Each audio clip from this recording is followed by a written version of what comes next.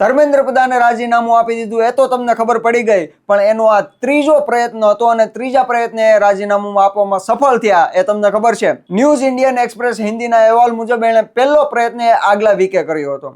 બીજો પ્રયત્ન 24 જુલાઈ એટલે કે આજે 25 જુલાઈએ રાજીનામું આપ્યું અને 24 જુલાઈએ એણે પ્રયત્ન કર્યો હતો કે રાજીનામું આપવાનો, પણ ત્યારે પણ ન આપવા દેવામાં આવ્યું અને 25 જુલાઈએ તેણે રાજીનામું આપ્યું એટલે કે આજે. તો આવું આટલો બધો સમય કેમ લાગ્યો? જો આ ઇન્ડિયન એક્સપ્રેસ હિન્દીનો અહેવાલ સાચો હોય, જો આ વાત સાચી હોય, તો એનો એક જ મતલબ નીકળે છે કે મોદીજીએ પહેલી રીલ 23 જુલાઈની સાંજે અપલોડ કરી હતી, બીજી રીલ 24 અને 25 ની વચ્ચે સાંજે અપલોડ કરી હતી, એટલે કે એક રીલ મૂકવા માટે રાજીનામુંને લંબાવવામાં આવ્યું. રીલ શું કામ? કેમ કે પહેલી રીલમાં મોદીજીને સારો એવો રિસ્પોન્સ મળ્યો, 300 મિલિયન કરતાં પણ વધારે મિલિયન વ્યૂઝ આવ્યા છે. 1 મિલિયન કરતાં પણ જ્યારે પહેલી રીલ મૂકી ત્યારે 1 મિલિયન કરતાં પણ વધારે તેને ફોલોઅર્સ મળ્યા. અત્યારે હાલની કન્ડિશન એવી છે કે બંને રીલ્સમાં 300 મિલિયન કરતાં પણ વધારે વ્યૂઝ છે અને 2 મિલિયન કરતાં પણ વધારે એના ફોલોઅર્સ મળ્યા છે.